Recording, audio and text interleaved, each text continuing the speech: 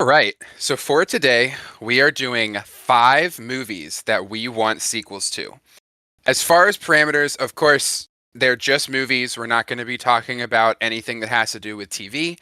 And then the other parameter that I personally wanted to set was these are specifically movies that will follow in the same storyline of the main character, as opposed to a spin off that would follow a side character. This will be all encompassing as far as it could be like an Iron Man 3, but it wouldn't be us saying Black Widow because we loved her character in 2 and wanted her to spin off. Also, something like Murder on the Orient Express into Death on the Nile completely counts, even though those stories are not necessarily connected. They still follow the same main character. So, not the biggest of parameters, but just something I wanted to put out there before we get started. And I'll go ahead and throw it over to you. So, yeah, when I was compiling this list, I was looking at really two things. I was looking at like movies that I just wanted to see more of, either in the cast, the plot, the story, something like that, but also just movies that I felt like genuinely left themselves open for a sequel. So I tried to avoid some things that I just selfishly wanted more of, but I felt like the story kind of closed itself out well enough that I'm still satisfied with what we got. So for the most part, it's movies that, for me, that I feel like warranted setting up future sequels, as well as just ones that I just wanted to see. So for my honorable mention, based on the criteria that you just set out, it could be either for the first or the second one, but I'm going with a sequel to 28 Days or Weeks Later. And the reason I say that is because for those who know, 28 Weeks Later is more or less like it's like an independent sequel that follows in the world, but with a completely different set of characters than the original. But for the proposed, I guess the next step would be 28 months later, would be the natural progression. It could either follow up with 28 weeks later, follow up with 28 days later, or be an amalgamation of both with characters maybe reappearing from both. But ideally, I know we're not like fully pitching these sequels per se, but I would at least like to see a return of Killian Murphy and Naomi Harris's characters. Um, for those who might just not know at all, 28 Days Later, I think I talked about, is one of my favorite horror movies and also just one of my favorite zombie movies of all time. And essentially, it's just this virus breaks out in Great Britain, and Great Britain just becomes completely quarantined and cut off. And in the first one, it picks up 28 days later when Killian Murphy wakes up out of a coma and he finds Great Britain overrun by these. They're not technically zombies because they don't really die and reanimate, and they're fast and agile, but for all intents and purposes, zombies. So it sort of sets up this really interesting universe about this plague that affected Great Britain. And then in 28 weeks later, we get more context of like the world and the geopolitical scheme of how this works. And then I mean, this is a movie that's like at this point 16 years old because 28 weeks later came out 2007. I'll just kind of lightly spoil it. We'll just say that it ends with the virus breaking out of Great Britain. And now Great Britain is no longer keeping the virus contained. So in a 28 months later, I just think that leaves itself open to see, what would these zombies look like in a new setting beyond just, Great Britain, whether those characters come back and go somewhere else or whatnot. I would just like to see these sorts of characters come back again and deal with these zombies in a new world, or just do a completely new standalone sequel and just, pick up somewhere that would be 28 months after this disaster, this outbreak, and then just see what it looks like in another country. So yeah, this is one that's been in the works for a while, and I honestly don't think it's ever going to happen. But yeah, 28 months later would be my honorable mention. Yeah, that one definitely is a solid pick. If I remember correctly, I mentioned this during one of our other podcasts. I've only seen the first one. I have not seen the second one, so I don't know if I can accurately judge, but the first one's good. Well, sorry to spoil it for you. No, you're good. I mean, it makes sense that they would not be able to stop the virus in the second one because now I'm sorry, I shouldn't say that. I know nowadays nobody ever wraps anything up because they want to do franchising, but it's not like that. It's always been the case. I shouldn't make that claim about the franchise. Um, so as far as my honorable mention, real quick before I get in the weeds on that one, I just had a couple I wanted to list off very quickly. For me personally, I know I just made a whole thing about like franchising, and we can have a debate on whether that's good or bad for the industry. But for me, I feel like the trilogy is perfect. So either it's a solo movie or it's a trilogy. When people do two and the second movie is very clearly like a bridge movie and then it never gets the third movie, it irks me. And so, real quick, I'm just going to list some of my favorite, what could be trilogies that never finished the third one, and I've kind of wanted since I was a kid. The first one's Now You See Me 3, which I know, if I'm not mistaken, is finally getting made. It was kind of in development hell for a bit, so that one could actually happen. Machete 3, which will be Machete in Space, which has been famously in development hell for a decade. I don't know if that's ever going to happen. Kick Ass 3, which is definitely never getting made because, if I'm not mistaken, it's getting rebooted. And then lastly is the Michael Bay TMNT movies. They were supposed to be a third one. Also, definitely never getting made. That's been rebooted. So, like in high school, those were like my big what should have been trilogies that never happened, and I anxiously awaited like the 2 year time frame for the third one to come out. Never happened, and so I just wanted to get those out of the way. But then for my actual honorable mention, it is I Frankenstein 2, or just a sequel to I Frankenstein. So Kevin Graveau is the creator of what most people would know him for as the Underworld franchise. He did 5 of those movies, and right after Underworld Awakening, which is the fourth one, he did a movie called I Frankenstein. Um, uh, Aaron Eckert, who I would assume a lot of our listeners would know as Two-Face from Dark Knight, uh, he essentially plays Frankenstein, who uh, is the key to unlocking eternal life. And so there are these demons that would really like to escape from hell, but in order to stay in bodies, they need to know how Dr. Frankenstein was able to do it with Frankenstein's monster. And so Kevin Graveau essentially creates this really awesome universe. The movie itself, I think, does a really good job of sticking to following Frankenstein's monster and being very much like a solo story, but there are just little bits and pieces that they could clearly go forward with more. And I think that that would have been a really cool thing to explore. This movie did not do well. They're never going to do a sequel, but I love this movie. I definitely think they could have done more with it. Also, before the Underworld franchise ended up flaming out, there were plans that they were going to do a crossover where it turns out that Frankenstein was in the Underworld universe, and then that would have been even funnier because Bill Nye is famously the villain of the first Underworld, and he's the villain in I Frankenstein, and it's two different characters. So I would have loved to have seen them balance that. But yeah, so my this is one of my kind of like guilty pleasure movies. It's one of those things that came out. Most people forgot about it, but I like it. I try to recommend it to some people, especially if they really like world building, because I feel like it really does set up a really interesting universe. But of course, they never go anywhere with it. So, but I should also say it wraps up. Like it has an ending, so it doesn't have to go anywhere. I just think I really wish that they did.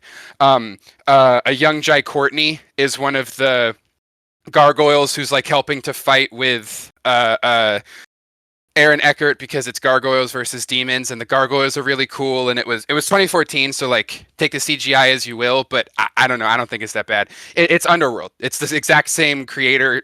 They basically feel like the same movie. So if you like the Underworld movies, you'd love I Frankenstein. So yeah, that's my honorable mention. I've never seen I Frankenstein. It's one of those like forgotten like 2010s movies, sort of in the vein of I'd say like Priest and Legion. I feel like where they're kind of in that same like pseudo religious historical horror genre. Yeah, And yeah, I feel like those have mostly been forgotten. But I Frankenstein's definitely been something I've wanted to check out. I Um, as far as what were we gonna say? I was just gonna say real quick. Ironically, those forgotten films are like some of my favorites. I'm assuming it's part of its nostalgia, and I just got lucky having to have seen them. If my mom wasn't a big Underworld fan, I probably would have never seen I Frankenstein. But yeah, they're solid. They hold a special place in my heart. That makes sense. Yeah, so I'll definitely need to check that one out. As far as your trilogies, go from the beginning. Yeah, I think you'd mentioned I've never seen any of the Machete movies, so I can't really comment on those. Kick-Ass is being rebooted. I believe Netflix has the rights to that. So I don't think that that will be happening. What was the first one that you mentioned? Now You See Me 3, which I believe is happening. Right.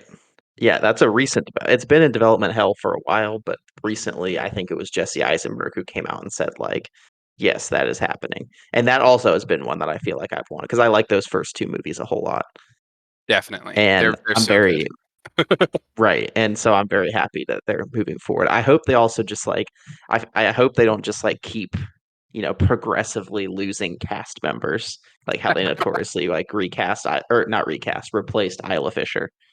Yeah, not Um, so Lizzie Kaplan will stay, but there won't be a Dave Franco. well, I mean, some of those I don't know. I feel like they might have just outgrown it a bit, like a Dave Franco, where he's kind of more in like the directing world now. I don't know. We'll see. But I'm excited for that Yeah. as well. I did want to throw out one other quick honorable mention that I forgot that I had, but just to throw this out there, a movie that I think is actually really underrated, and I think the time has passed mostly because its two main stars are both canceled right now. But it's a sequel to Disney's live-action remake of The Lone Ranger from 2013. I really enjoy this movie. It's from, yeah, exactly, right. If there was I any love other that you reason just that movie wouldn't be made, both stars are canceled right now. I'm sorry, you can continue. right? That was just that made me laugh.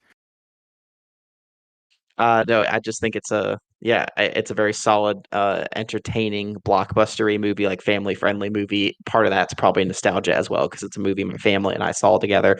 We like rarely ever like all of us saw a movie together, and this was like one of the ones I can distinctly remember. And it was on the 4th of July too when this came out, so like just a lot of like special nostalgia for it. So I like that movie. It's from the same director as Pirates of the Caribbean, at least the first trilogy, I think. So to me, it has that same sort of like action adventure feel. I'm not a huge fan of westerns, but and it's always funny because this is like what I would say is one of my favorite westerns, even though it's like no one, it didn't do well at the box office at all and everything. But I personally really liked it. I really liked Army Hammer as an actor, cannibal or not. And the fact that it stars him and Johnny Depp, I don't think this movie would ever get made. Not to mention it came out 10 years ago. So just wanted to throw that out there. I forgot to mention that. I Uh, just thought it was a cool universe and I liked it enough that I'd like to see another one. so two things. One, not to mention when this movie came out, if I remember correctly, Johnny Depp got absolutely roasted for playing the Native American. The I don't know if Disney wants to go through that again. And then the other thing is, I hadn't even thought about Army Hammer, but then we did a podcast where you said something like, "I don't know if he's still canceled or not," and then it made me look it up, and he really hasn't done a movie since the incident. So that was kind of I figured because like James Franco got canceled, but he still puts out like a random B indie movie every now and then. So I figured that's what Army Hammer went to go do, but no, he literally just has stopped acting. No, he literally moved to the Caribbean and was like a real estate agent, like legitimately left Hollywood completely and fled the country basically. He was living in like the Cayman Islands. Interesting. I did not.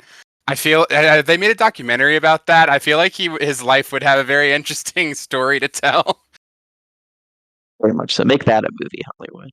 There you go. Um, So anyway, yeah, before I got to my number five, I just wanted to give that a shout out. Give me another Lone Ranger. I Maybe never in my actually. head. I've seen the original because of my parents, but I never saw the remake, so I actually can't comment on it. It's pretty good. I recommend it. It's just like a family fun, big blockbuster Western, you know. It's one of those live action Disney movies that they produced, so you kind of know like the general vibe. That's fair. So for my actual number five, a movie that once again it's kind of past its time because other sequels have been made that are in the same universe franchise, but I want one that directly follows this story. Is I want a sequel to 2010's Predators. Ah, I So love that. So Predators was the third solo Predator movie because the two Alien versus Predator movies had come out before. It stars a really star-studded cast, especially in retrospect. Like you got Adrian Brody, you have Mahershala Ali, you have Danny Trejo, you have Walton Goggins, and some of these people, especially like Mahershala Ali, like were like nobodies when this movie came out, and then now they're a lot more popular. But you have the instead of the traditional predator premise of the predator coming to a planet, in our case Earth for the sake of the movies that we've seen, they come to Earth different times and different contexts, like different like either the jungle or LA or whatnot, and they just like to hunt, warriors or whatnot. So the Predators movie from 2010 basically takes that premise and flips it on its head. In this case, it's the Predators beam warriors from Earth and put them on. It's never really clear if this is like actually the Predator's home planet or if it's just like some game preserve, but essentially they just beam a group of warriors from Earth to this planet and just use it as like a hunting ground. And so it's great. I think the cast works great. It has amazing action. It's got really incredible gore and special effects. I also just think it really fleshes out the lore some more because you see there's like different kinds of predators and there's like animals from the predator world because there's these predator dogs and it sort of like shows a little bit more about their culture and how they work and stuff. So it really fleshes out the lore and it really does end sort of begging for a sequel because it ends with seeing more soldiers drop as they're like preparing as Adrian Brody and I'm blanking on who the actress is. Oh, Alice Braga. I don't think Yeah, that's how you pronounce that's it. but yeah, but Is that's you're close. right. I'm phonetically pronouncing it. Alice Braga. Um, they're like the two left, the two main characters, and they see more soldiers dropping in as they're trying to like get away off this planet. So I think it really opened itself up for a sequel. But yeah, and I just loved the premise. I just think so many soldiers like Adrian Brody is this like ex Black Ops mercenary guy, and Alice Braga is this Israeli commando, and you got like Danny Trejo as this Mexican cartel guy, and you got a Yakuza guy, and it even kind of plays with the premise a bit. And you got like a death row inmate, like serial killer that Walton Goggins plays. And basically, the Predators just took, you know, the best killers on planet Earth to hunt. So I just think there was so much more fun to have. It could have added so many new types of quote unquote warriors, could have fleshed out the lore, maybe actually given an actual official look at like the Predator homeworld, which we haven't seen in live action really, and just explore some of their culture and some of that lore more. So yeah, I would say Predators 2010 is the number five movie that I would want a sequel to. Yeah, so this is actually one that I can definitely talk about. Um, so Predators from 2010 is one of my favorite movies of all time. I have no problem saying that. I personally never necessarily thought about a sequel, but would love it. It's interesting because I feel like one of the reasons why this did not do as well is because of Adrian Brody in the lead role. And to be fair, I can understand that. I would probably say he's my least favorite part of the film. To me, even though I think he does the best he could, he is not an action guy. Um, at least to me I personally. like when he does his Christian Bale voice. Yeah, he was like, "I'm gonna release my inner Arnold," and it just doesn't. It doesn't work for me.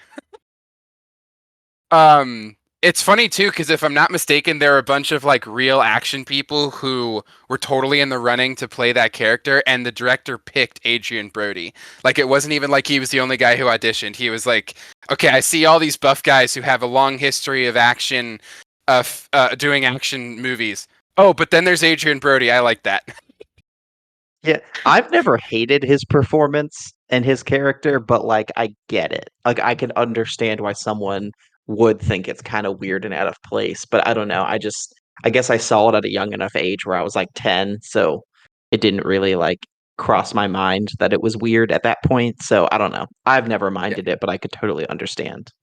Yeah, I completely I agree exactly with what you said. It's never really bothered me, but I can totally get why that's a lot of like whenever this is one where I have tried to get people to watch it, and 20 minutes in they're like, Jacob, I can't handle Brody, man, I'm sorry. So it's kind of funny.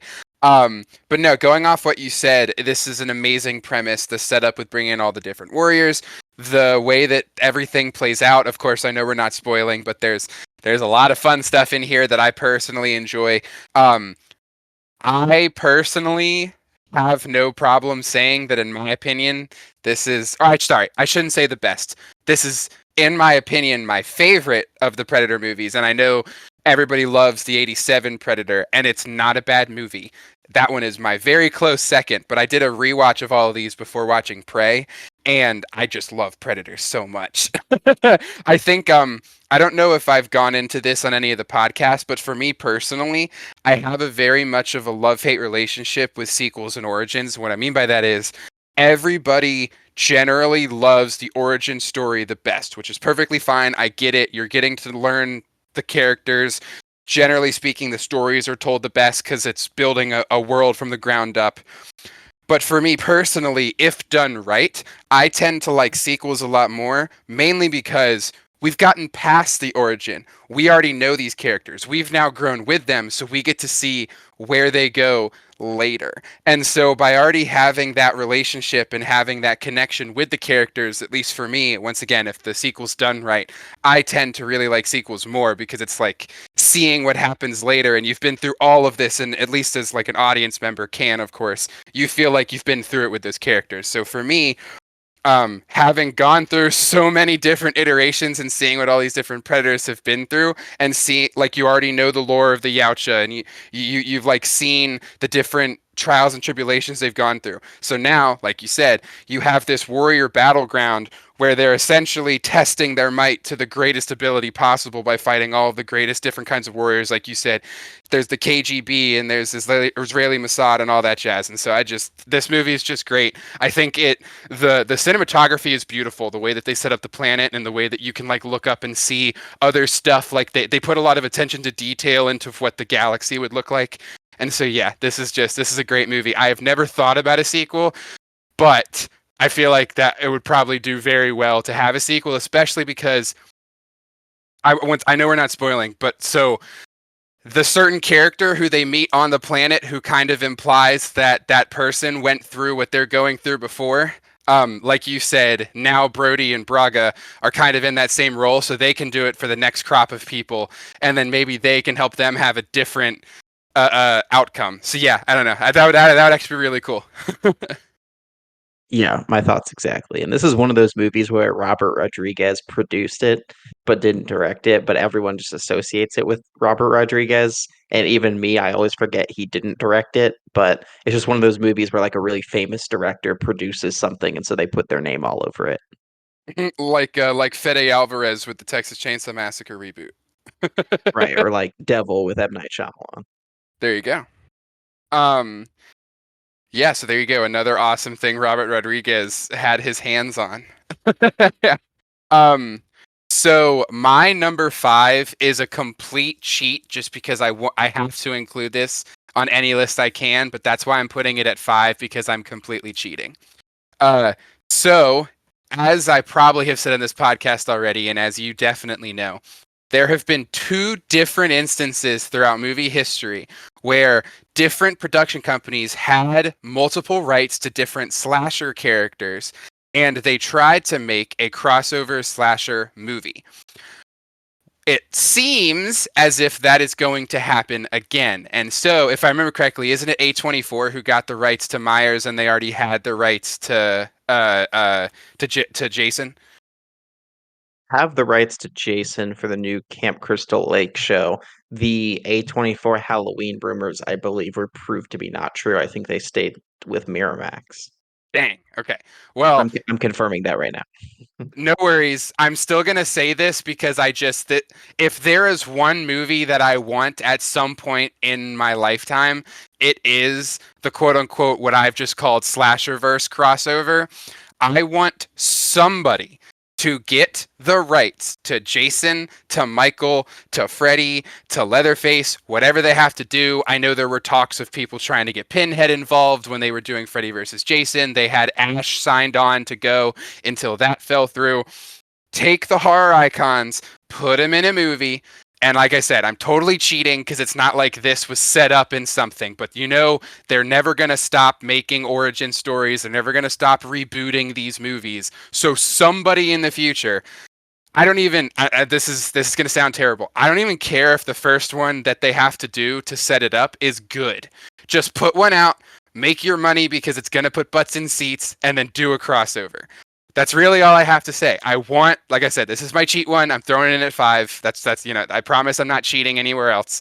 But I want a movie where the famous slasher villains of our lives are all put together in the same movie, a la kind of like Freddy versus Jason, but with more, and it happens. Now, if you would like for this to not be as cheaty, I put Freddy vs. Jason 2 because Freddy vs. Jason versus Ash was set to happen, and then because of a bunch of production issues, it never did. And then I think I mentioned it was made into a comic book series. So if you don't want it to be as cheaty, you can just count this as Freddy vs. Jason versus Ash. Because I totally think they could have gotten Hellraiser to come back in, and that Dimension Films at that point was like, they just needed to use it or lose it. They probably would have put Pinhead in a Disney movie if they could have been paid for it. It was very funny at that point. So if you'd like for this to not be as cheaty, we'll call it Freddy versus Jason versus Ash with Pinhead involved. But this is mainly just me saying a production company at a point in time makes a slasher-verse movie. So I did look. Miramax did retain the TV rights to Halloween and Michael Myers, so A24 did not win that bid. However, Okay. I also would like to see something like this, very much so. Even though I have not seen Freddy versus Jason yet, I just think having this end game moment of slashers would be really cool. But I don't think this would ever happen in a million years, unfortunately. I know, it's just so upsetting. The fact that it almost happened twice and we missed out is just it's like it tried to happen before its time. Because nowadays I feel like if anybody says the word crossover, production companies jump on it. But it's not. But we're also not in an era where the slasher icons are as big as they once were. So I don't know. It's like a give or take. I don't know. But I want it. I want it so badly. So we just need Disney to buy the rights to all these characters, and then they'll put them together on Disney Plus. If they make a PG version, I would probably be laughing so hard that I couldn't be mad. Yeah, but I guess so. Someone has to make like a Mortal Kombat style video game with just horror characters. Okay, okay, real quick, I'm gonna rant for like 5 seconds. This is a sidebar, but since you said that, for anybody who's curious, all right. So after MKX came out, Ed Boon, who's the leader of NetherRealm Studios, essentially gave the community a choice. They said, we're doing Injustice 2. That's the next game. It was in the development cycle that was already happening. But they said after that, the next one we do, you can either do MK11 or you can do the okay, wait, hold on. Sorry, I set this up wrong. After MKX came out, we had gotten Jason, Leatherface, Xenomorph, and Predator in the games. We had already had Freddy in MK9. And then they said you can either have Injustice 2 or you can have a horror movie slasher fighter game kind of thing. And Injustice 2 won 51% to the slasher games 49%. And I will never forget that because we were 2% away from it happening. And he said, okay, we're going to make Injustice 2, but I can tell that everybody really wants this slasher fighting game. So we promise we'll make it. And it's been 7 years plus, almost a decade, and it hasn't come out. So I'm just, and it doesn't look like it's ever going to happen.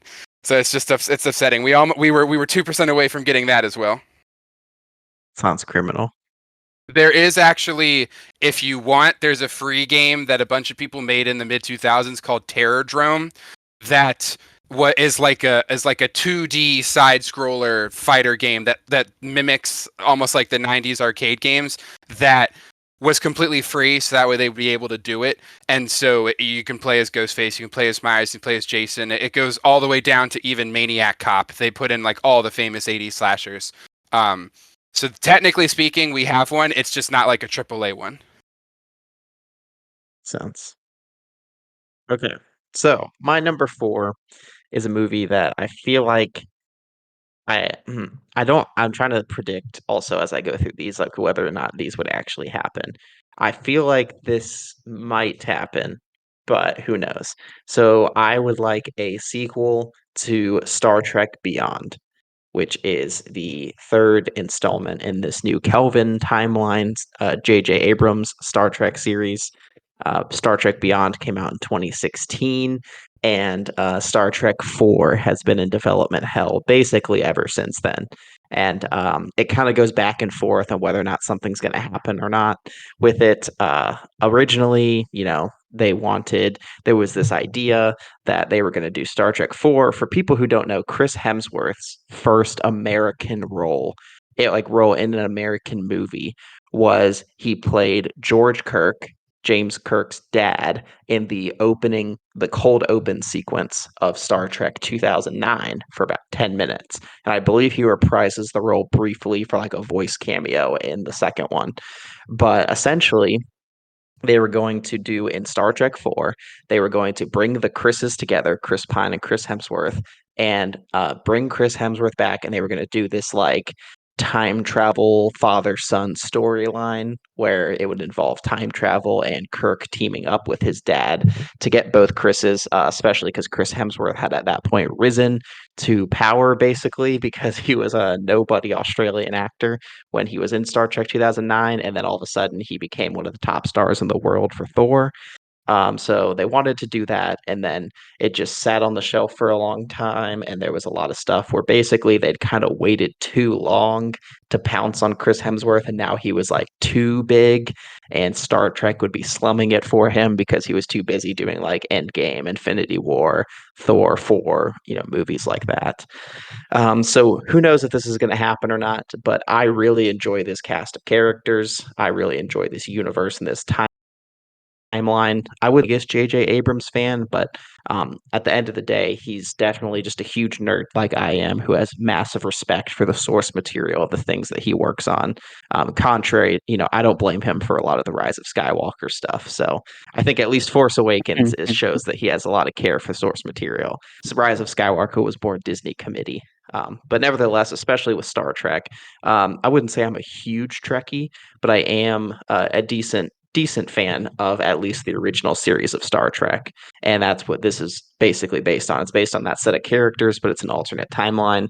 So yeah, I just really love the characters. I love the castings. I just think that they did a great job building out the universe, being very reminiscent of the original series and having a lot of callbacks to the original series, but also not afraid to go in its own direction in a more of like an action blockbuster direction, but to to its benefit. I don't think it loses itself. I think Beyond kind of loses itself because they brought Justin Lin in to direct, who directed like more than half the Fast and Furious movies, which was a really odd choice for a Star Trek movie.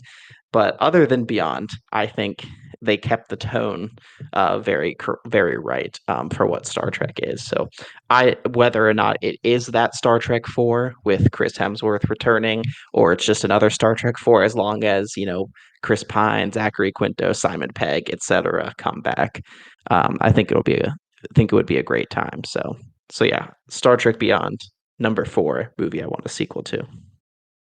Yeah, so this one's interesting because I remember watching the like that first one in 2009 or 10, which whatever year you said, but I never continued with it. I think I've said this before, sci-fi has just never really been my thing. I'm not really a Star Wars, a Star Trek, that kind of stuff. So I did not continue with it. So I don't know if I'm the right person to add on anything to it. Obviously, Star Trek is one of the biggest and most beloved franchises of all time, so I'm sure that a fourth movie would be welcomed. I think. It was kind of complicated because at one point, Matt Shackman, who was the showrunner for WandaVision on Disney Plus, he was announced as the writer director for Star Trek 4, and they were moving forward because WandaVision had come out and it was like one of the top shows of the time, and he was like a big name now. And so he was supposed to do it, but then he dropped out of Star Trek 4 to direct Fantastic Four for Marvel. But then he got dropped out of Fantastic Four, and so I don't know if he's going to return to Star Trek 4, but the thing that he left Star 4, he is no longer a part of. So who knows if that's still going to happen, but that just sort of added to the complication. That is interesting. I'm looking at the cast right now, and it had Star Trek Beyond had some pretty solid people in it. So that's cool. Unfortunately, Anton Yelchin passed away, so he would not be able to return. But for the most part, the rest of the cast, I believe, would probably definitely be game to give it another go. Yeah, now that I see that Joe Taslim is in it, I feel like I have to watch it. Who's that?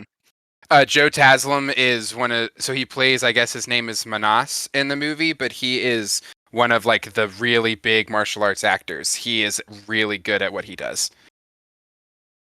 Interesting. Yeah, if he's definitely not a bad actor. He is. If you watch the Mortal Kombat movie, he was Sub-Zero. But most of his movies are him showing off his amazing fighting skills. Makes sense. Okay, so my number 4 is Spiral 2. Now, this has a little bit of setup to it because, of course, they decided not to continue with Spiral. If I remember correctly, Spiral was supposed to spawn a whole new trilogy. That's not happening. Instead, they do Saw X. Saw X is a prequel. Saw X did amazing, and they already announced that they're going to do Saw 11. They announced that Saw 11 is going to fill in the story for Costas Mandalore's character, much like Saw X did, to add more connection between Jigsaw I guess I should say John Kramer and Amanda Young. And I am 100% on board for more Costas Mandalore. I know we've talked about this before. I love the Detective Hoffman trilogy that happens after the Amanda Young trilogy. And so I'm completely on board for Saw 11. Now, I think we talked about this before, but in my personal opinion, they can't keep making these movies. I think that they need to eventually wrap these up. And so here is my pitch.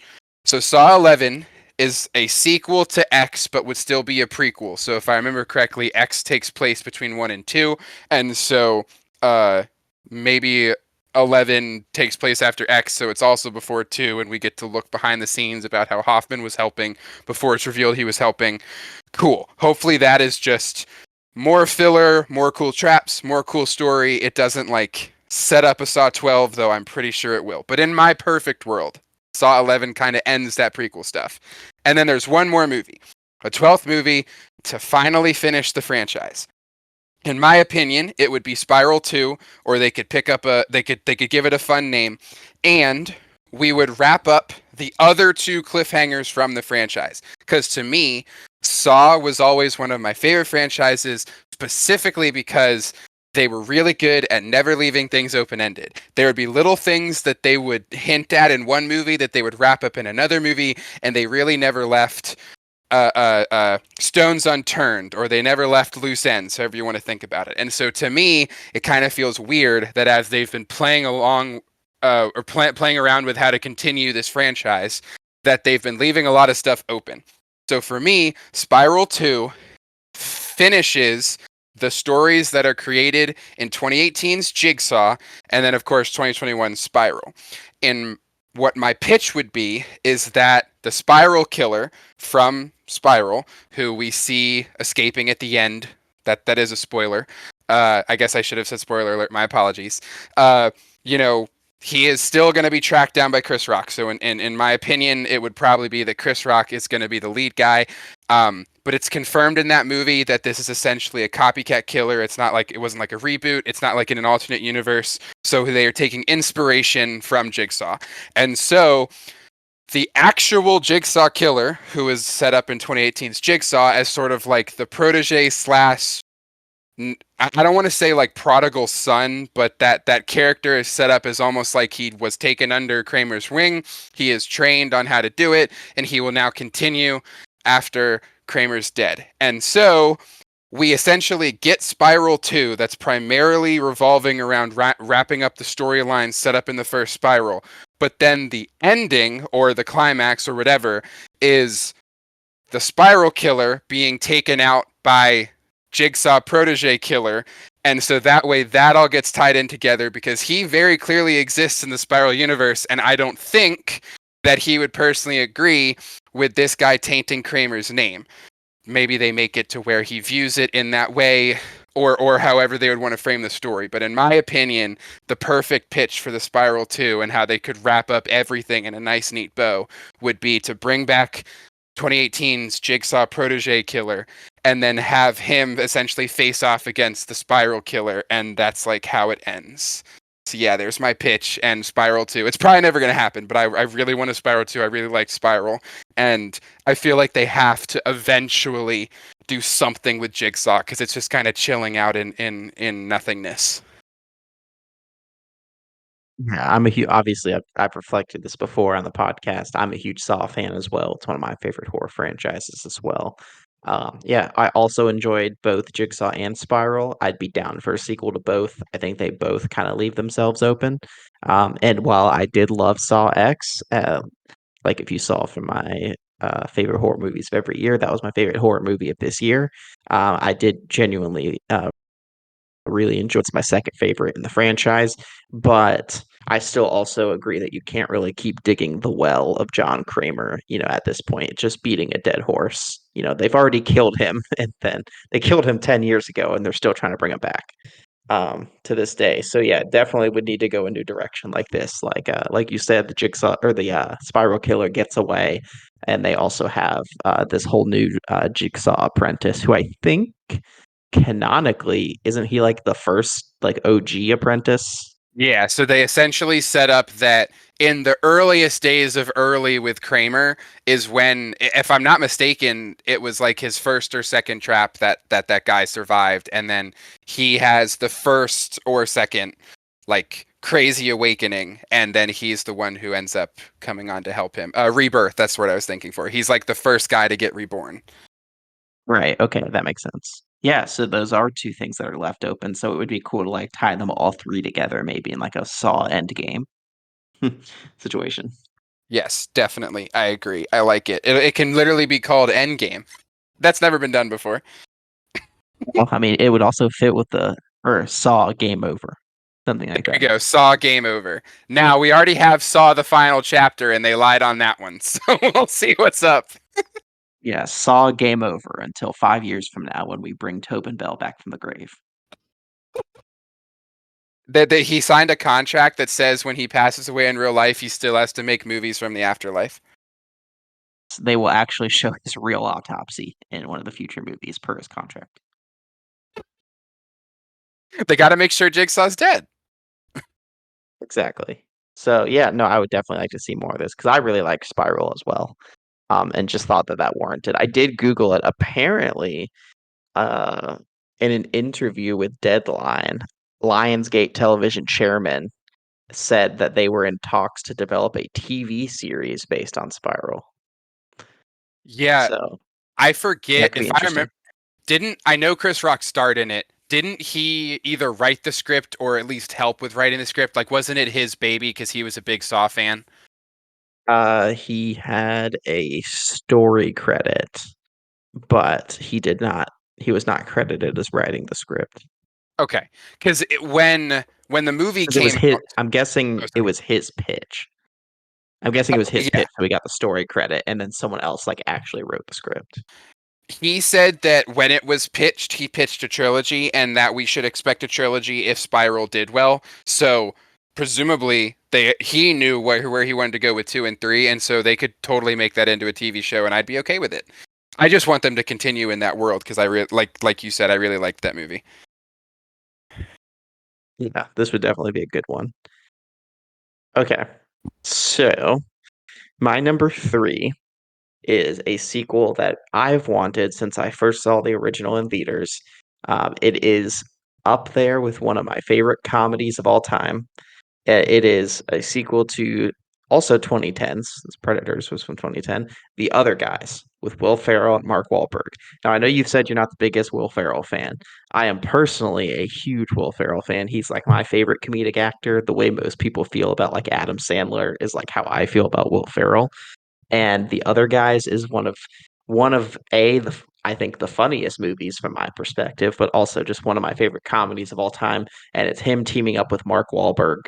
Um, it I feel like it's a popular enough movie, but for people that maybe haven't seen it, it's directed by Adam McKay, who did a lot of these Will Ferrell comedies. Like he directed Anchorman, he directed Talladega Nights, and he comes back to direct this one.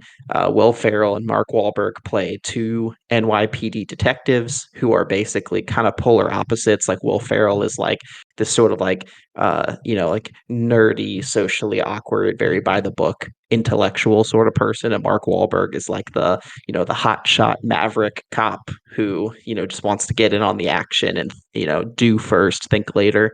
And they're basically total opposites, but the thing they have in common is they're both kind of like losers in the police department, whether or not they're not the main guys that get all the credit and are all the cool cops making all the cool busts. They're the quote unquote other guys.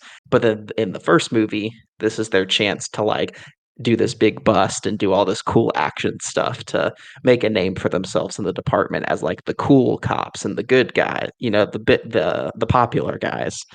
So so yeah, the movie doesn't really leave itself off necessarily setting up a sequel, but I just think taking, Mark Wahlberg and Will Ferrell, who have incredible comedic chemistry both in this movie and in Daddy's Home, another comedy with them that I love. I just think bringing that energy together, bringing Adam McKay back, who knows how to direct Will Ferrell incredibly well, and just give us these characters on another case, give us another thing. Now that they're no longer the quote unquote other guys, maybe bring in other guys, like cast two more comedic actors, that are younger and are maybe new to the police department and are, trying to make a name for themselves too. But yeah, this one definitely, it just makes me laugh constantly. It's probably the comedy I think I've rewatched the most. And it's one that I've never heard of talks of a sequel or like even seen it rumored, which kind of surprised me because I think it did really well, both um, critically and financially. But as you know, and as most people know, comedy sequels aren't A, very popular, or B, very popular as in they don't happen often, but also not popular in terms of do well. So I'm sure that kind of contributed, but if there was one comedy movie that I think genuinely deserves a sequel, I think this one naturally lends itself to one. Yeah, this is a really nice pick. You may remember from our Will Ferrell conversation that this is pretty much the only movie that I like with him. The Other Guys was my favorite comedy for years. It's still definitely top five. I can say that without a doubt, no hesitation. I love this movie. It's funny because I love this movie so much that it's the reason why I tried Daddy's Home. Now, I did not like that one as much, but The Other Guys is absolutely hilarious. I have a shirt that says, "I'm a peacock, man. You gotta let me fly." I love that. Um, but no, this was the that I quoted this movie a lot as a kid. I never really thought about it for a sequel, and I think it's kind of because, like you said, it wraps itself up nicely. But I like the pitch of calling it like the other guys and having it be 10 years later, whatever it is. Will Ferrell and Mark Wahlberg had like become the dudes, so now like they're the dudes of the department, and then there's new other guys, and that actually would be really funny. I feel like I would definitely go and see that. So I really like that pitch. They definitely got to bring back Michael Keaton. I feel like he's one of the best parts of that movie. Yes, 100%. I always thought it would be really cool. I know this would never happen, but in like my head canon, I always thought it'd be really cool if they could do like a the other guy's 21 Jump Street like crossover. Oh my god, that would be amazing. I It's funny because you almost can't say 23 Jump Street as like a sequel you'd want because of the way they end 22 Jump Street and they make all the jokes. Don't they go all the way up to like 28 Jump Street? More than that, it's like 30 something Jump Street. But I will just say it wasn't on my list, but a genuine 23 Jump Street I think is well past its time. But another one I feel like I probably would have wanted to see for sure.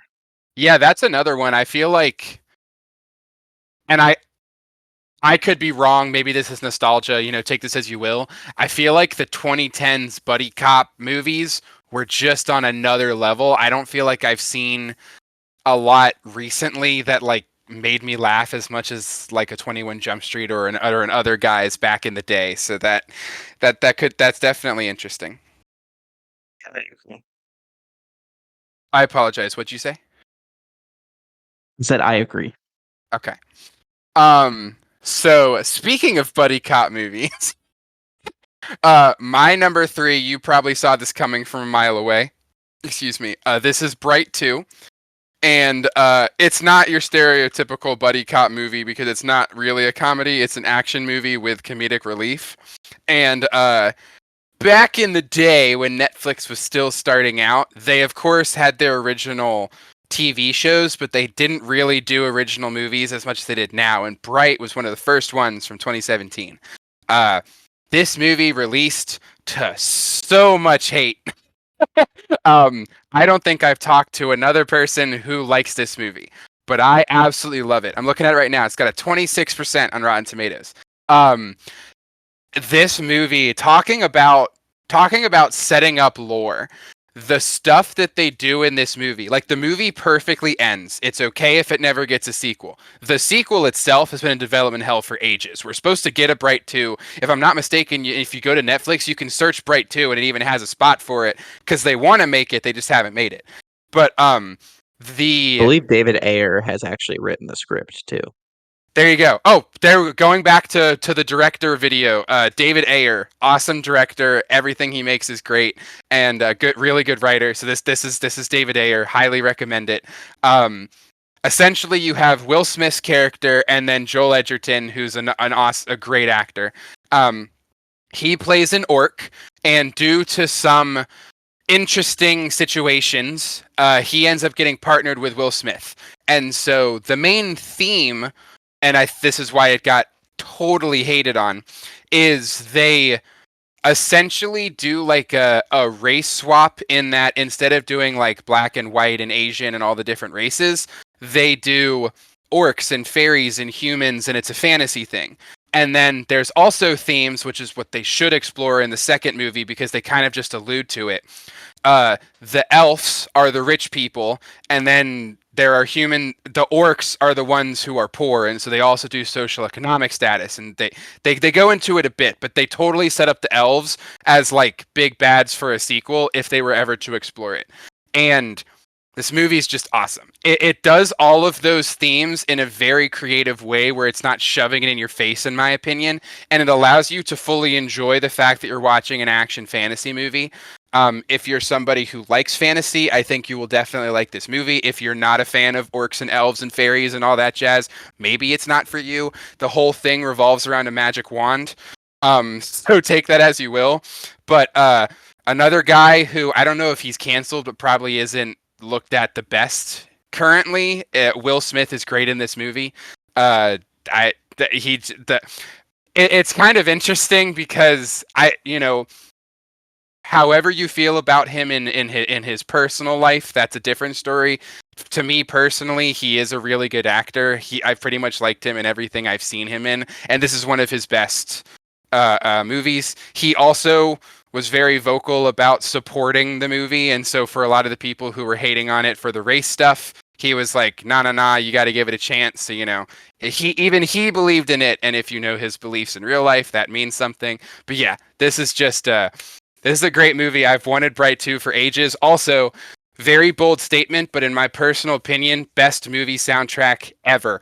I have this entire album. I still listen to it to this day. I love every song on the track. They got a bunch of great artists to come in and make and write songs for this movie, and it's awesome. If I'm not mistaken, they even have the music videos that they filmed in like a separate like Bright music video TV show thing that you can watch on Netflix, so you can see like the behind the scenes and get to have more experience with the show. They did a lot of like marketing stuff to where if you really want to, you can truly like get into the lore even more, more than just face value of watching the movie.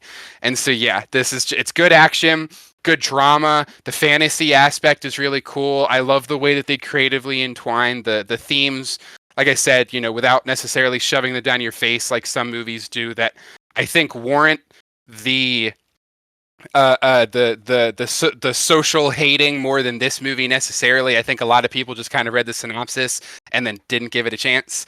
And so, yeah, this is one that hopefully Bright 2 eventually gets made. But this one's really solid. Yeah, I don't know. I guess I would just have to politely disagree on a lot of that. Now, granted, I haven't seen Bright since it like came on Netflix in 2017, so it's been about 6 years. And so I don't really remember it too well. I just remember not particularly caring for it when I first saw it. Yeah, I don't know. It just didn't really do anything that really grabbed me in, but I do also agree it got a lot of unjustified hate from people that didn't seem like they actually watched the movie. But from just what I can remember, yeah, I just remember not particularly caring for it. I'm not a huge fan of fantasy, and I don't know, I remember the, like, interfacing of, like, fantasy with, like, modern day just felt like sort of a weird dynamic, and I personally thought that the whole, like, racial metaphor thing was a little bit, on the nose, a little bit heavy-handed, but definitely one that I feel like I should rewatch because it's been so long. And like I said, there is a script for Bright 2 and David Ayer's been trying to make it for a while, but um yeah, if that ever happens, I will definitely rewatch this one. If I believe it's still on Netflix, right? Because it was a Netflix original, I think. Yeah, it's a Netflix original. The No matter how many people tried to get it removed, Netflix kept it on. It's funny Um, because I feel like this movie is more famous for how notoriously it was hated and how many people protested and boycotted it than the actual movie itself. I could agree with that. And it just seemed like no one was actually talking about the movie itself, like the content of the movie. Yeah. If But I I do remember love Joel correctly, Edgerton. uh didn't you say that you're also not the biggest fan of cop movies? Yeah, not really I wouldn't say I dislike the cop genre, but it's just a genre I don't really watch too Okay, much of. that's fair. But yes, sorry, I didn't mean to cut you off. Joel is awesome. He's a great actor. I had not seen a lot with him in it, but I watched this movie. I think I watched The Gift very shortly after. He's a good actor. It's very much someone who needs to be more of a leading man. So, okay. My number 2. This is a movie, um yeah, this is I think historically I mean, it's my number 2, so it makes sense. This is a movie historically I've always wanted a follow-up to. 2008's Hellboy 2: The Golden Army. So I am a huge fan of the Hellboy movies, the 2 that Guillermo del Toro directed, and even I actually don't think the David Harbour one is particularly bad either. I thought that that one didn't deserve any of the hate that I got, and I'll, like, put an honorable mention to my number 2 that I would have liked to see that one continued as well. But mainly specifically, I'm focusing on the Ron Perlman, Guillermo del Toro Hellboy movies. Those first 2 movies, honestly, are some of my most rewatched. I guess you'd put them in that, like, action, comic book, whatever genre. Like, if I know at some point we're trying to do, like, um, comic book movies that aren't Marvel or DC, and I think these Hellboy movies will definitely be very high on those lists. I love this universe. Have not actually read the comics yet. However, I have a collection of at least the original run that I plan on reading at some point. Because I really love this universe. I love how Guillermo del Toro brought it to life. It has his sort of, like, creature design flair where it's got all these weird, cool looking creatures all done with special effects. I think Ron Perlman is great and perfect in this role as Hellboy. He's got such a great, like, side cast with Selma Blair as Liz, and you got Doug Jones playing Abe Sapien. You had John Hurt as his dad, Professor Broom, and just all sorts of weird and wacky monsters. Guillermo del Toro style. And at least Hellboy 2: The Golden Army um, ended sort of with a way of where things were going. It ends with Liz being pregnant with Hellboy's kids, and then it sort of sets up that sort of not quite a twist reveal, but sort of like, he knows that he's the son of a demon. And he basically in 2, you sort of find out that, like, specifically his role is to bring about like the apocalypse, like Armageddon. Like he's prophesied to basically be like the Antichrist. And so that three was supposed to explore both of those, the way that two ended, explore him raising kids and also, him playing this role in the apocalypse. And that's what always has fascinated me about the Hellboy character, is that whole, like, he literally is the son of a demon and he's literally from hell, but at the same time he's raised and he's like, you know fighting against supernatural evil, and he's uses like the crucifix and uses like Catholicism and things like that to fight off these things. So I've always liked that sort of dichotomy, and it seemed like where they were going with three would have like just explored that a lot deeper. So overall, I just would have liked, obviously it's way too late now because they're also on a third Hellboy now that's supposed to be coming out sometime soon. I guess either next year or 2025, a new live action Hellboy rebooted again because the David Harbour one flopped. But I just think Ron Perlman was perfectly cast as Hellboy. I would have loved to have seen him come back again. And just all the other characters I mentioned, just seeing Doug Jones as Abe Sapien again. And yeah, just seeing more Guillermo del Toro coming back and just seeing him bring another, gothic horror fantasy world to life. Because, like I said, those two movies are some of my favorite. And, I'd probably put them on at least the second one. I really do genuinely like the second one more than the first one. I'd put that on probably a best sequels of all time, and B, it'd probably make like a top 50 favorite movies of all time because I really enjoy them a whole lot. So, yeah, a Hellboy 3 could have happened, almost happened, but just didn't quite make it. Yeah, okay. That one's I probably would never have guessed that that one would be on your list, but that's not a bad thing. Uh, when the original ones came out, I was in a very different headspace, so I was not the biggest fan, but this is definitely one that I've had on my list to rewatch for a while. Now, talking on the David Harbour one, I watched that when it came out. I personally liked it. Um, I will say I can see why others didn't. However, I totally would have been on board for more movies for that one. And I know the Ron Perlman ones are talked about heavily and at least are praised now. And so if they're better than the Harbor one, I can only assume that I would really like them. Yeah, definitely check them out. And there's a third, like I said, a third continuity coming. Hellboy, the Crooked Man, Mm-hmm. unrelated to The Conjuring. But Dang. yeah, right. It could have been the best crossover of all time. But no, it's some new actor. Pretty young because I think they're going for like a younger Hellboy because Hmm. he's supposed to be like in training. So I think the actor they got is like in his 20s. So we'll see how that goes. But I'm tentatively excited about the Ron Perlman. I did like the David Harbour one, but I'd say the two Ron Perlman ones are definitely far better. And if you were to rewatch any of them, definitely rewatch those. Okay. Okay, yeah, I'll definitely put them on the list. This is one Hellboy's one of Hellboy and Spawn, I feel are like the two biggest comic characters that I just have not really gotten into. I have seen the Spawn movie, but I feel like they are just gigantically huge, and I haven't really read any of their comics or like loved the movies or anything like that. So they're like the it would be almost like if you met somebody who's never read a Spider-Man comic or seen the movie or whatever, like that. But for me, if that makes sense. I do plan on reading the comics, and so I'll have to let you know how those are, but I'm excited. Okay. So my number two, I swear this isn't me cheating. I made this list before I knew that I was gonna half get my wish. So uh, uh, unfortunately for this podcast, but very fortunately for me because it looks awesome. On January 22nd, a prequel to this movie is coming out. So it's I wanted a sequel, but I can beggars can't be choosers. The trailer makes it look awesome. And so my number 2 is Ted 3. Uh in my opinion, kind of like what you were talking about with the other guys, Ted is my favorite comedy.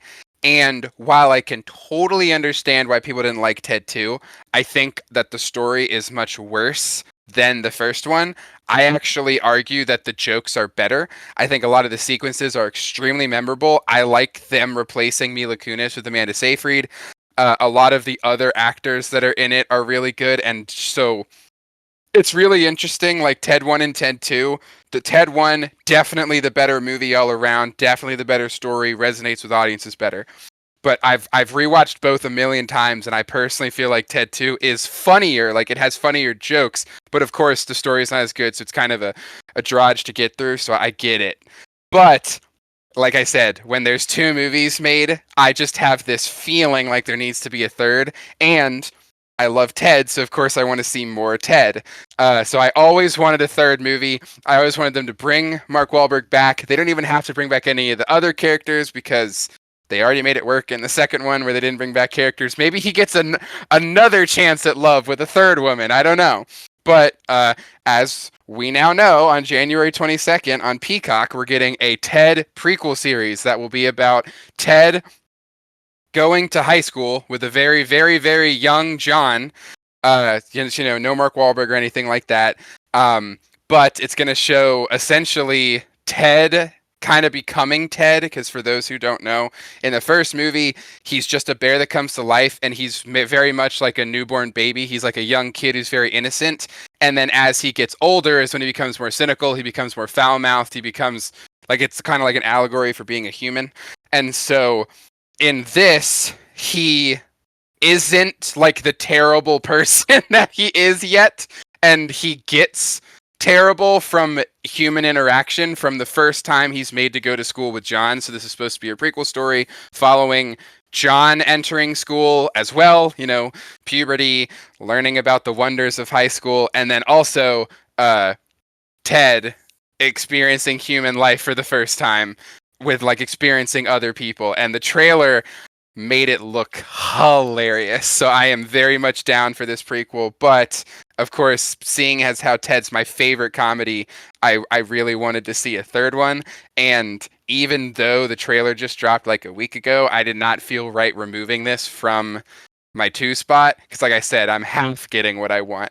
But yeah, beggars can't be choosers. So Ted 3, I still think would be awesome. Maybe if this show does amazing, they like might consider it. I don't know. But yeah, I always wanted more adventures with Ted and Mark Wahlberg, because I think the one thing that can be said about what you're saying with other guys, what I'm saying with Ted, blah, blah, blah, he's done a lot. Mark Wahlberg is a really good actor, especially when it comes to comedy, and I will pretty much watch anything that he's in. I wouldn't say I'm a Mark Wahlberg shill, because there is some stuff I haven't watched, but generally speaking, if it's got Mark Wahlberg in it, if Seth MacFarlane's writing it, I'm good to go. So funny that you mentioned this because I literally just rewatched Ted like a week ago. Um, not even a week ago. I think it was Thursday. Thursday. Yeah, literally like 3 days ago. I rewatched Ted, so that's funny how that worked out. Yeah, You're I you're had seen it you're once a Thunder buddy before. for life. Yes, very much. I enjoyed it. I'd put it in like I wouldn't put it in like a top 10 comedies for me, but it would probably be in like a maybe like a top 20, top 25 comedies because I just think it's so funny, and I think the chemistry that like Seth MacFarlane as Ted and Mark Wahlberg had was insane. I have never seen Ted 2. I have heard bad things about it, but at some point, I'm sure I'll check it out. I don't know if I'll watch the show. I think what streaming service is it coming to? Peacock. Okay, I do have Peacock. I'm not a big TV guy, so I don't know if I will check it out, but I thought the premise sounded very interesting, and I guess it's canon, right? Because it's still Yep, it will John, it just like will be he's canon. You'll probably recognize a couple of the actors as well that they've cast as the younger versions of John and like his parents and stuff. like Seth MacFarlane's returning, right? Yeah, he's voicing Ted. Okay, good. I just didn't know if he was gonna return or not, so that's good. He's returning, and if I'm Um, not mistaken, he is like the lead writer on the shows. It's not like he's producing it and brought in other people. It should be kind of like, I know we've talked about how since he kind of left Family Guy, the new writers, the show's kind of gone downhill. If I'm not mistaken, this is like his baby. He's been working on it. It's more like an Orville kind of thing where he is directly involved. The story should be his, the jokes should be his, that kind of thing. Okay. That makes me feel a lot better then, because it easily could have turned into, him just doing the voice and clocking out. So I'm glad to hear that. So, yeah, I think a Ted 3 would be great. Obviously, like I said, I hadn't seen Ted 2. I'm sure I will at some point. But yeah, I just would like to see more of that interaction between Mark Wahlberg and Ted. So I think that this would be a great sequel. Maybe they team up with the other guys and Mark Wahlberg can play two roles. There we go. That's the other guys. They're training John and Ted. Exactly. And that would be great. Adam McKay, get on that right now. um, the real quick, just going off of what you said, I 100% get it. The audience was correct to not like Ted 2. I'm not going to try and defend it. The story really is not as good as the first one. But I also am still going to double down on, I think as a whole, the jokes in the second one are somehow funnier than the first one. And I think there's a lot of really good ones that just really hit home. So yeah, that's like the bright spot of Ted 2 and why I think it's still watchable. For the first time ever, like a month or two ago, I watched the director's cut. I know we've kind of talked about this before, where I generally will say that the director's cut is better. You know, it's normally their vision. It's a lot more time that's added in, and it's not cut down. So I was like, okay, I trust you, Seth. I'll watch the director's cut. And I think this is a rare instance where the theatrical cut is either equal, if not slightly better. Like the director's cut was just more time of a bad story with only a couple extra jokes, and it's not like they were the best. So this is one where, you know, you can pick either or, but I would probably say you're fine with just a theatrical cut. That's interesting. That is very rare. You're right. Yeah. I I was guess I if was I do end up shocked. so if I do end up watch I don't know though. I tend to always just watch the director's cuts by default as like The the fullest picture, but I'm I curious how I don't would watch know. that now. I'm gonna assume. So you know how in the first movie there's the whole thing with Flash Gordon because Seth MacFarlane grew up in that time and loved Flash Gordon. Right. So in the theatrical cut, this isn't a thing. In the director's cut, there's like there's like a 7-minute sequence where that this has nothing to do with the story. Ted just randomly wanders into a room where David Hasselhoff is doing a Knight Rider like talk thing, and he's there with his car, and it turns out that him and his car have sex, and Ted's like making fun of him, and it was just the most random thing that I feel like was just because Seth MacFarlane was a fan of Knight Rider and or Knight Ranger. I think it's Knight Rider. And it was Knight just Rider, yeah. it okay. It's just so weird. It's so out of nowhere, and I can totally see why they cut it for the because it yeah. But it's the director's cut is a lot of stuff like that. It's randomly adding stuff that had nothing to do with the already bad story. So take that as you will. All right. Yeah. Definitely would be game for a Ted 3, but I think I'll just stick for the theatrical cut whenever I watch Ted 2 then. There you go. Um, okay, so my number one is one of my favorite movies of all time. I don't like to use the term guilty pleasure, but I would put it under the branch of probably what most people would consider a guilty pleasure. I didn't realize that a lot of people didn't like this movie until relatively recently, but one that I've always loved and always wanted a sequel to, especially because there was a lot of rumors about what the sequel would do, and the fact that it never got made. Just I'll never forgive Hollywood for letting this slip. But for me, my number one movie I want a sequel to is 2004's Van Helsing with Mm. Hugh Jackman himself. So most people probably forgot this movie because it seems, in my experience, a lot of people don't know what this movie is. So in 2004, Universal basically made a Van Helsing movie starring Hugh Jackman when he had made X-Men and X2, so he was like just starting to sort of become a star. And essentially they just wanted to take Universal wanted to take all their different monster properties and create not necessarily a cinematic universe, but like a cinematic universe within one movie, if that makes sense. You know, because you've seen it, right? Yeah. Yeah, so it's like a cinematic universe in one movie. And what I mean by that is it's not like individual movies crossing over together. It's the one Van Helsing movie, but there's like Frankenstein's monster, there's Dracula, there's the Wolfman, there's even Dr. Jekyll, Mr. Hyde, all thrown into this one through line story. So you have um, Hugh Jackman playing Van Helsing as the vampire hunter from the Dracula novel. A very different version of him in like the book. He is in the Dracula novel. He's like this old professor who knows about vampires. In this movie, they like completely reboot it, and he's like this, young action star who goes and kills vampires. with like some cool weapons and stuff like that. But I was just a big fan of Hugh Jackman in this role. I thought that, I mean, now the CGI hasn't aged too well, but I just think for the time it looked cool. The creature design I thought was insanely epic between the Wolf Man and Frankenstein's monster. I just thought all of that just looked really good. And I thought the story was really good. It integrated all these different characters together. You had like Dracula, trying to create life, and that ends up creating Frankenstein's monster by accident. And he's sort of outcast, but then becomes a good guy. And then he's like, Dracula's looking for werewolf venom, so he has to track down the Wolfman. It just like incorporates everything so well in this story. And yeah, and it just sort of ends open, not necessarily on a plot level, but ends open in like a, all right, on to the next adventure. And there were rumors for the longest time of a sequel that was going to tie together Van Helsing versus the Invisible Man, the creature from the Black Lagoon, as well as the Phantom of the Opera. So all of that just would have been tied together, and I just think that that sounds like that could have been just so much fun and just so cool to see.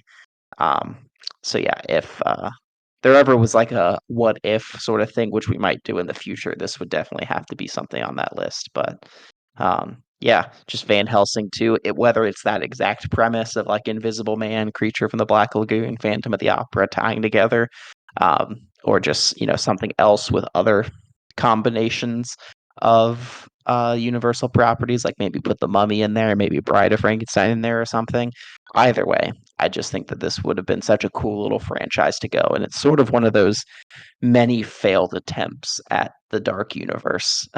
This might have been like really one of the first attempts at the Dark Universe, because this was directed by Stephen Sommers, who also directed the Mummy trilogy with Brendan Fraser. And for the longest time, there was talks that there would be a crossover between the Mummy and Van Helsing movies if that universe took off. So we potentially could have had a dark universe in the early 2000s, but nevertheless, a few failed attempts later, here we are.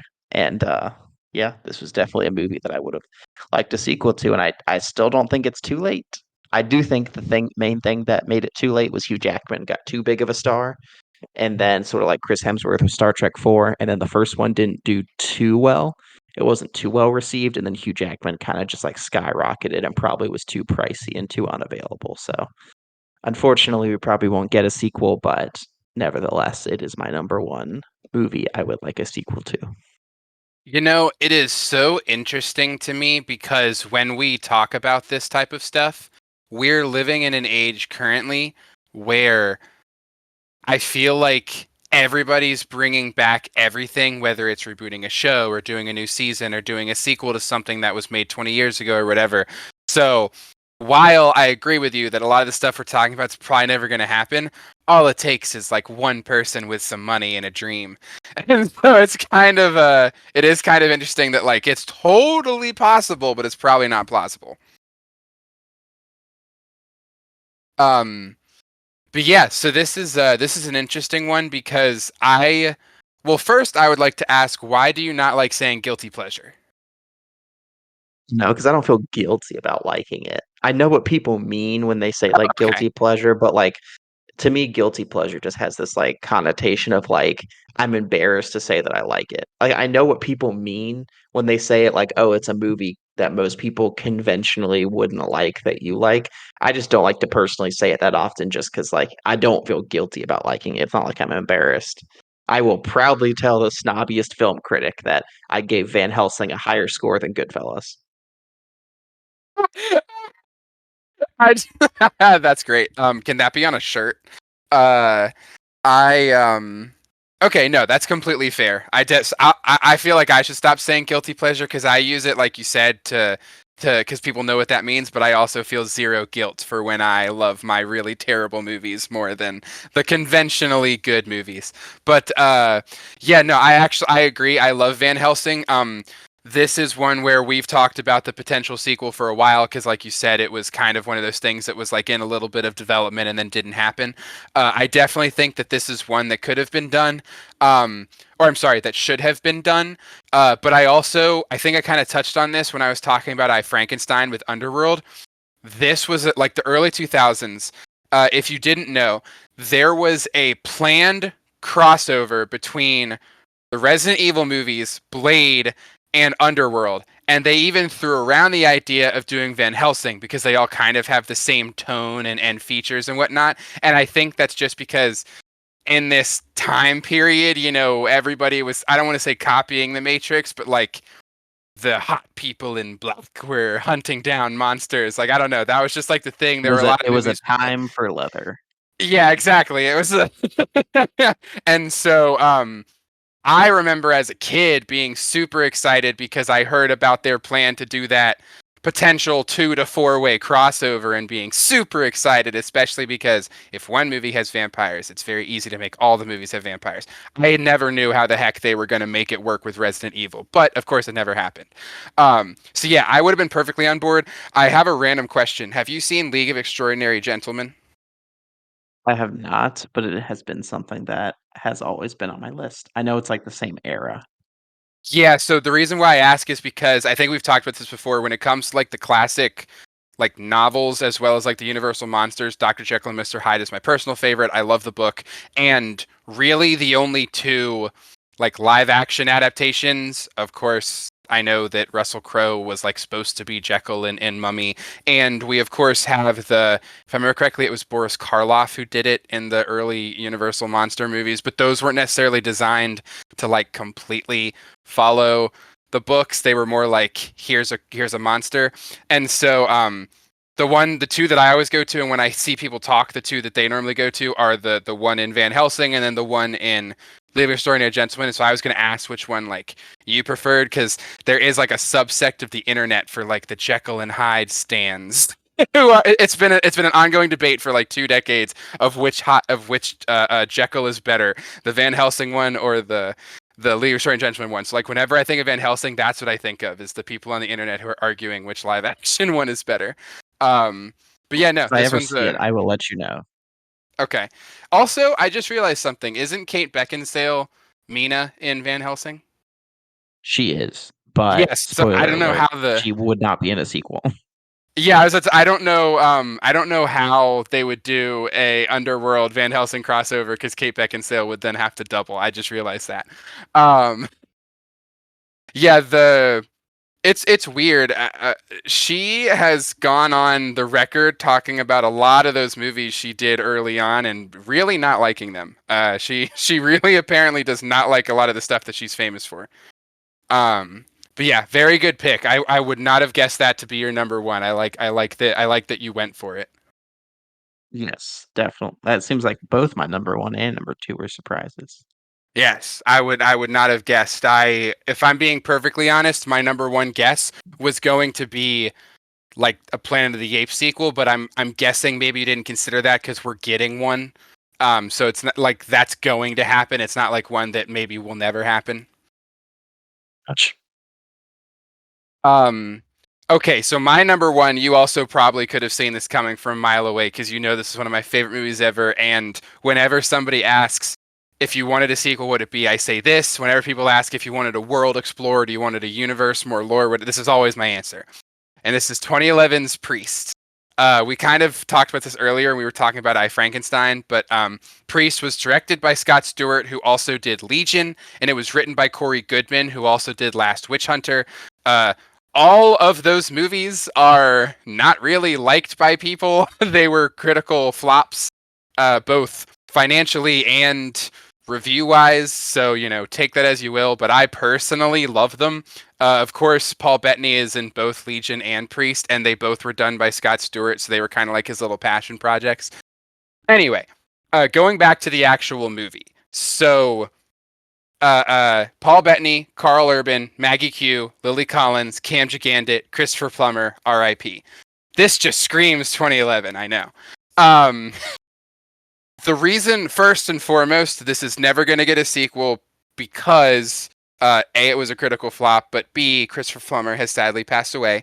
And if I haven't said this before, I personally do not like when actors are replaced, whether it be because of personal reasons, because of passing away, because of whatever it may be.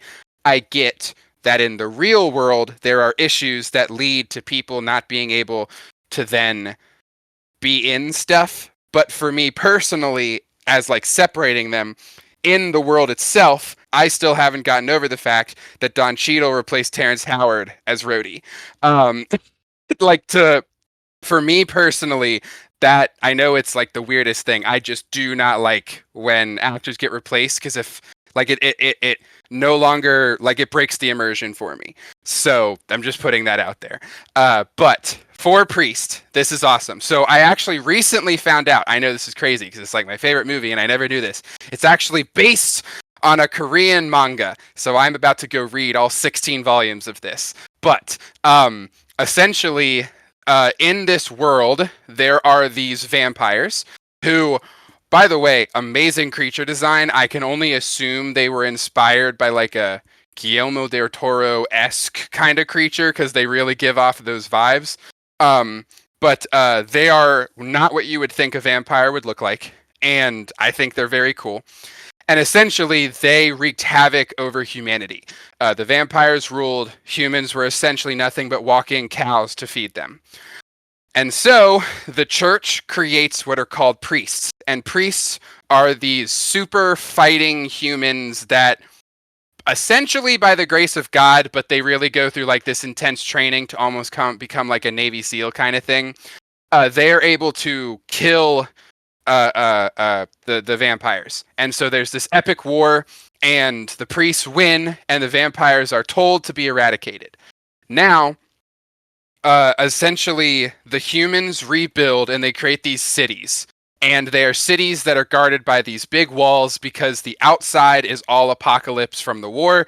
And then the inside is essentially this like dystopian infrastructure that is completely and utterly controlled by the Catholic Church. And so I think I've said this before. I absolutely love when there are movies that play around with religion, specifically Catholicism.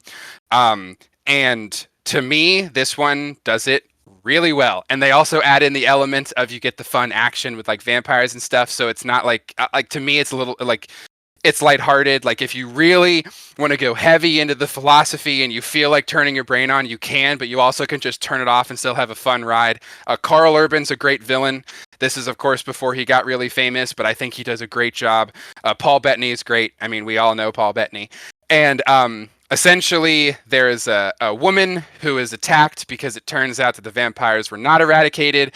And then it turns out that the church knew, but they were hiding it from their people because obviously. And then all of these priests have to essentially break their vow to like go out and save this person from the vampires, and it's like a whole cool thing. They have these cool motorbikes when they're going through the apocalyptic wasteland. You get to see these different towns, and I just feel like not only would a sequel have been cool because it would have gone farther into okay, what's going on inside the cities, how far does the corruption go. They don't kill all the vampires. There's still way more hives out there, so there's going to be more people who can learn to control them because that's what Carl Urban does. He essentially is able to control the vampires as like a human who can connect to them. I won't explain how because that kind of spoils a lot of the movie, so I'll just leave that up to you if you want to watch it. But there's just so much more to go with it, especially because we only see this one city that's run by Christopher Plummer, and we only kind of get the idea of how the inner workings work, but there's so much more to explore.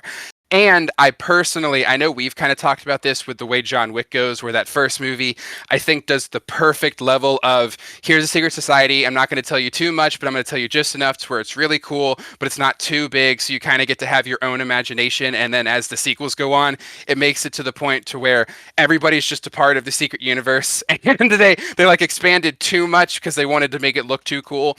I feel like Priest wouldn't go that far. I feel like they could only benefit from expanding the lore, and Like I said earlier, I haven't read the manga, so I don't know exactly where they would go.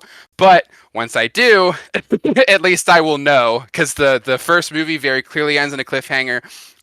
Scott Stewart said this was supposed to be a trilogy. They hoped it would do well at the box office. That way they could make more movies. But of course, that doesn't end up happening. But yeah, this one, and any list that ever has to do with, hey, what would you like there to be more of? It's going to be Priest, whether it be would I like more universe, would I like more lore, would I like more time with characters, would I like, something like a spin-off or whatever it is, sequels. I would just love more Priest. This is one of my favorite movies. I've rewatched it a million times. And yeah, I just think the story is awesome. I think they had so much more room to play with the themes, and there's, of course, just so much more lore in the universe to explore. So yeah, my number one is Priest. But I have not seen this movie. I definitely want to. Um, I do also enjoy that sort of genre, as I described earlier, that whole like pseudo-religious, historical, fantasy horror sort of genre. Um, is this connected to Legion in any way other than just Paul Bettany? Like, are these like in the same universe? So this is actually what's funny. No, they are not. However, Scott Stewart and Paul Bettany both did them together. Um, I wouldn't say it's on the same level as when Bruce Campbell just said, "Hey, Sam Raimi, I trust you, and we're gonna ride with a camera and a dream." However, Scott Stewart pitched it to Bettany, pitched both to Bettany technically, and Bettany fell in love, and so he starred in both. He was the one who helped get the production companies to fund it, and that's why Scott Stewart's basically never done anything since. He did Legion, he did Priest. If you want, you can buy. I think they call it the Fallen Angel box set, and it comes with Priest and Legion together. And then Scott Stewart did Dark Skies and fell off the face of the planet. But this was like their kind of love child, not love. Sorry, this was kind of like their magnum opus, so to speak. And they do it together, but there is no connection whatsoever, except for in all the marketing, all the behind the scenes, and if you want to buy them, you can buy them separate or together. So the reason I asked was because I have the Blu-ray double pack. It's called the Salvation 2-pack. There we go. Okay, I And knew it had a fun. I knew it had a fun name. yeah, and I knew they were both in the same genre and they both had Paul Bettany, so I didn't know if they were like somehow canon to each other or not. But I've seen Legion. I like Okay. Legion. I've just never Yeah. seen Priest, so I'm sure I would like Priest if I like Legion. I would say that Priest leans much more into the action, whereas Legion leans much more into the horror, in my opinion. But they both are very much action horror. There's some really cool sequences where, so this doesn't spoil anything, but essentially the vampires have hives. And so they have to go in to investigate, and we get a lot of really tight space stuff. There's some really cool cinematography. It's almost kind of like if you remember in Blade 2 when Guillermo del Toro has the fun with them in the subway, and then we see all the vampires kind of swarm them in the subway. Think that, but in these gigantic like hive kind of things that like are underground but in mount. They're really cool. Yeah, so this is definitely one that would be high up there for me to check out. I did just Google it, so it's based on that manga, but that manga in turn is based on a video game. Yeah, blood. I learned that too when I was investigating the manga. um, the the interesting thing is, and I haven't done enough research into this, from what I could gather, it says that it is inspired by Blood, but I couldn't figure out if it's actually the same story, or if it's just similar themes. But I will do more research, especially because if there's a game that's in this universe, I'm gonna have to play it. Did look at the video game, and it does not sound very similar at all. Okay. It sounds more or less, now this is just from a cursory reading of looking at some of the Wikipedia stuff. It looks like the sort of general universe is very similar, but all plot specifics are very different. Okay. Okay. Cool. It It looks looks like like it looks like it has a very similar universe, okay. Cool. but just Um, everything else is just original to the movie. hey, I like it. Especially I was looking at I was kind of reading the synopsis for the manga, and even that kind of seems slightly different from the movie. So that actually would be kind of cool if they go in a different route. Maybe I'll get a better appreciation for the movie. I'm not sure. Yeah. All right. Priest 2 coming to theaters near you. I hope so. That would be the if I had the money to fund something, I would go pull Paul Bettany out of whatever Vision thing they're making next and say you're making me Priest too. You go. Right.